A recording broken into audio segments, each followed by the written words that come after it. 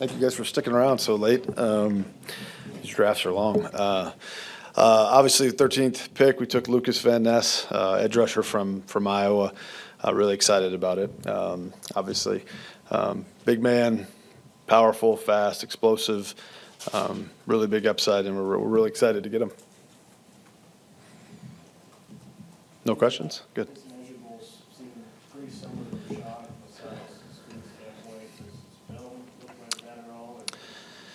Yeah, they're a little bit different player, a little bit different body type. Their measurables do add up pretty similar though. But he's had a little bit more probably exposure inside rushing than Rashawn did coming out. But they're both big, fast, long, powerful athletes, and I think they'll complement each other well, along with Preston and JJ from last year and some of the guys we have. I think it's going to be a nice group. Brian, you call him an edge rusher, Brian. Is that primarily where you see him with the possibility of? Yeah, absolutely. I think he's a very versatile player. Obviously, that's very important to us. I think obviously he's a different player than Z was, but I think he's going to be able to do a lot of the same things as far as, we used to move Z inside and rush him. And, I think his best football is ahead of him. But he is a guy that's going to be able to move inside and out. What's the thinking behind wanting such big edge guys? Well, I think versatility is one, right? Because when you're a little lighter outside there, you can't go inside. It's tougher to go inside.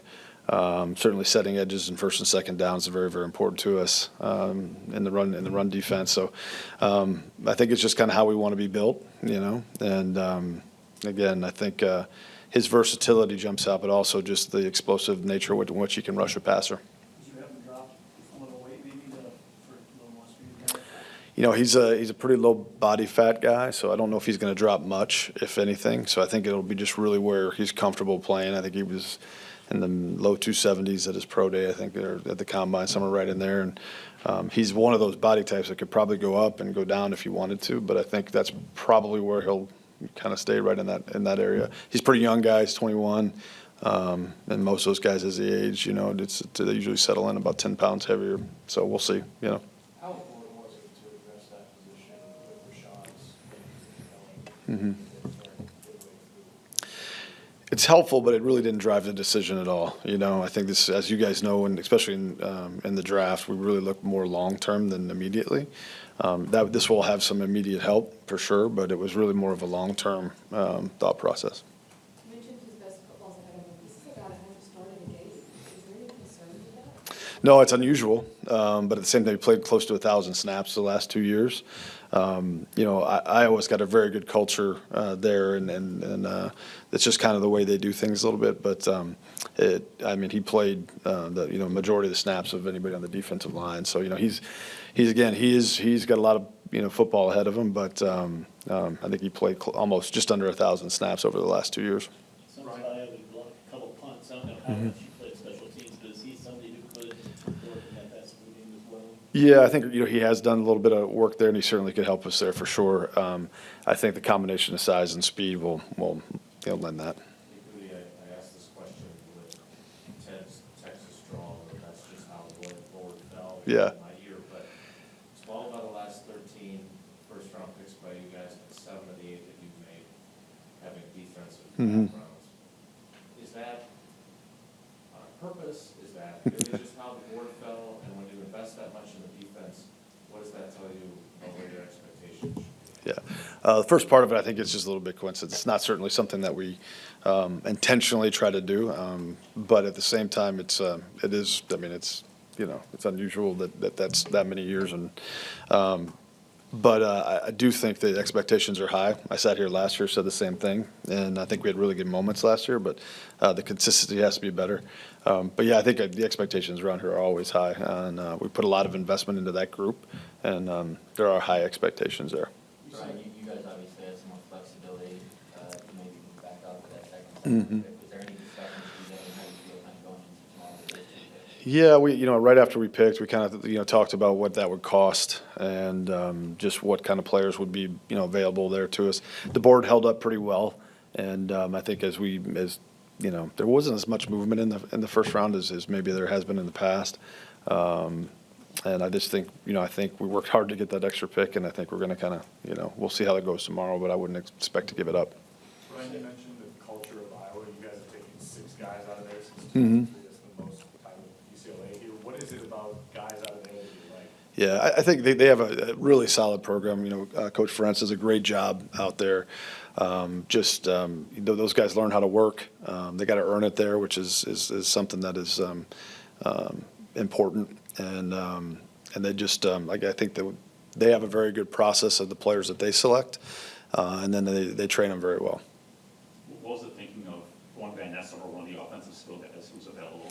Yeah, there was a bunch. We had really good choices. I mean, again, we don't pick this high very often, so we had a lot of choices, and I think it was just kind of how we had them rated. Obviously, we very much believe in rushing the passer, and edge rusher is a very premium position for us, and I think that was why we kind of made that decision. Do you feel good about what's left over for tomorrow? Yeah, I mean, like I said, the board held up strong. I feel good about tomorrow. It's always you never know, but I feel good going into these next 2 days. You said that you wouldn't do the pick swap in the trade if you didn't feel like it was important. Mhm. To do that. Was Lucas someone who was specifically targeted throughout the major and there for the team? Yeah, we had a few guys. He was one of them. But yeah, I mean, again, you really never know how it's going to fall. I thought this year's top of the draft was a little bit more unpredictable than some others. But you never really know how it's going to fall and if those players would be there if you move back or if you stayed at 15 or so. We were happy to take him at 13, and we're excited to get him up here and part of the group. When you say outside of this guy, what specifically are you talking about? Are you talking about testing, or is there something about his play where you see that much room for improvement? Yeah, I just think he didn't really, he was a hockey guy growing up a little bit. I think he started playing in high school. So I think there's just a lot of growth in his game. He did play like 1,000 snaps in the last 2 years, but it's 2 years of football. He redshirted his first year. So I just think there's a lot of growth there, and the physical traits are all there for him to grow, so there's no real limitation on him. But also the versatility of being able to win outside with speed and then also inside with power. So I just think there's so much in front of him, and I think that's where his best football will be. Speaking of that, do you think things have changed a little bit with the draft? Like, I remember Kenny, 7 years ago, he was 20 years old, we were projecting there. When you started in this business, it was like production, proven commodities.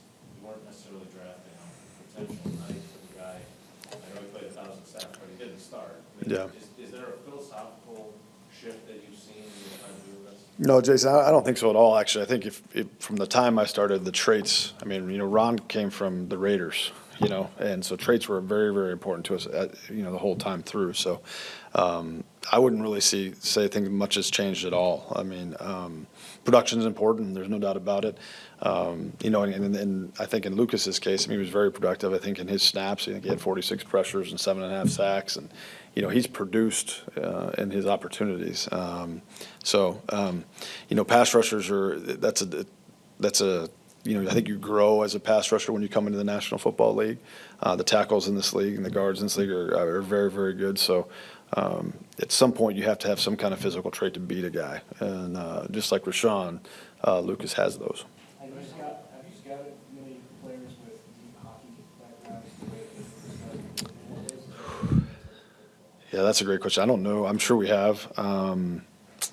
It's obviously they're both physical sports. I got a 13-year-old that loves it and plays it all the time. But, I don't the physicality is maybe some crossover, work ethic, those kind of things. But in the past, I'd have to go back and kind of look through stuff to see if there was any hockey guys. You're on a slippery field? Huh? Maybe. Brian, you've assembled a lot of talent on defense over the last couple of years. How much better do you expect that side of the ball to play, and how can that help you? Yeah. Yeah, like I was saying earlier, we have high expectations for that group. And I think, obviously Rashawn's coming off an injury, but we have some young players that are really coming into their own. I mean, I think we're all excited to see what Quay can do. Devondre Campbell. We've had Jaws been, playing at a premier level for a long time. So, Eric Stokes is going to be coming off an injury too. So getting all those guys back and really letting them go, I think we have very high expectations. They're a good group of guys, but there's so much work to be done between now and in games. yeah, there's definitely high expectations, but, I mean, that's, we wouldn't have it any other way. Two more, please. Brian, going into tomorrow night with 3 picks, what's the process like tomorrow? Do you guys have a lot of discussions, Mhm. beforehand, or is it, hey, the board is set? Yeah. we're ready to just wait for 6 o'clock? As you can imagine, most of this work's been done prior. I do think we will get together in the morning and we'll kind of, walk through what happened tonight and kind of look at how our board sits, where our numbers sit, and just kind of, see where the board is, because the board changes obviously as these rounds go on. So depending on where the board is strong, just kind of talk about some strategy as far as if we want to move around. The phones were very, very quiet tonight compared to usual. So I would imagine that they would pick up tomorrow. So we'll see. But yeah, we'll kind of go through that in the morning, and then I think everyone likes to get away for a couple hours and then get back in here and get ready to go. Well, Brian, besides his physical growth at Iowa and his academics, is there one other story that you can think of that increased you or just keep gets you, he's going to work at it every day to take it to the next level? Yeah, I think certainly in the through the fall and then our kind of our pre-draft process in February, he was one of the premier edge rushers in this class. For me, we saw him at the combine, and that was very impressive. I was at the Iowa Pro Day, and I think, it's no different than a lot of these guys. It just helps, that all helps it come together. And then, he's the character of the guy really checked out. He's a culture guy for us. He's a fit here. I think he's a worker. It's really important to him. And I think that always gives you comfort because, whatever talent he has in his body, if he'll work, he'll get there. His production was good, obviously. Is he a polished guy, like he can come in and get a ready-to-go player, or is there some Rashawn there where it's going to take some time to take all those traits and make them into a legit difference maker? Yeah, I don't think any of these guys come in and are polished, but I do think he's going to play right away and he'll help us right away. Rashawn came in and obviously we had just signed Preston and Za'Darius. But if we would have had to play Rashawn a lot more that year, I think he would have been fine, But none of these guys come in polished, very often, especially as pass rushers. There's so much technique to that to be able to win in this league. It all takes him a little bit of time. But I would expect him to be out there helping us this year. Thank you, guys. All right, thank you.